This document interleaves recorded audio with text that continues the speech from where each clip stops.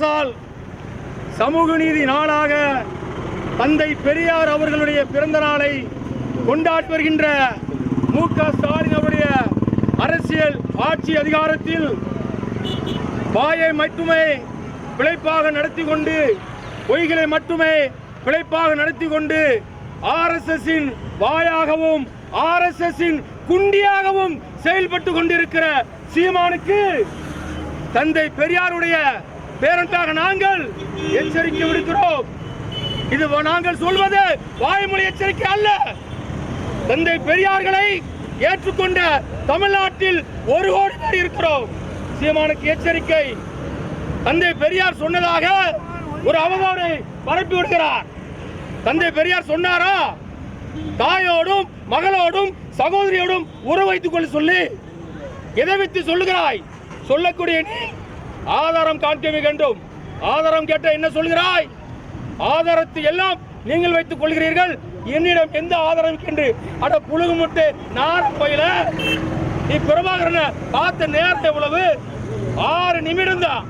அந்த 6 நிமிடத்துக்குள்ள 6000 வசனங்களை பேசிட்டு உன்னை நம்பி 10 வருடங்களுக்கு முன்பாக நாங்கள் எல்லாம் உன் பின்னாடி வந்தோமே.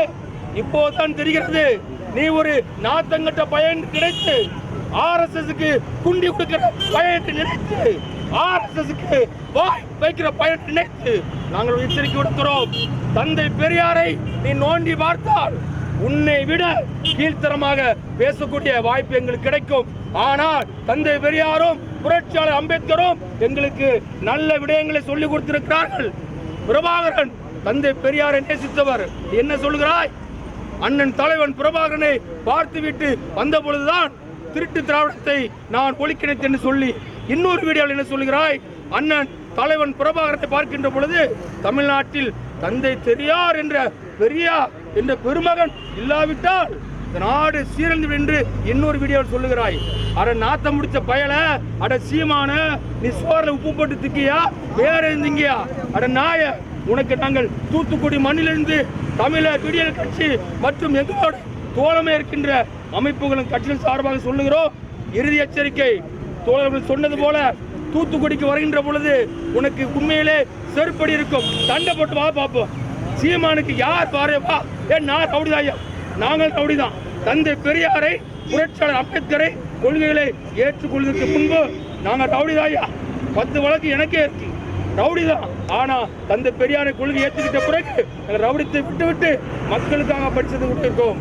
நீ எந்த ஆயுதத்தை கையில் எடுக்கிறாயோ அதே ஆயுதம் உன்னை நோக்கி வரும். நீ செருப்பு எடுத்தா செருப்பு எடுப்போம், நீ வாள் எடுத்தா வாள் எடுப்போம், நீ கத்தி எடுத்தா கத்தி எடுப்போம், நீ கம்பு எடுத்தா பெரியாரின் தடி உன்னை நோக்கி வரும். எச்சரிக்கிறோம்.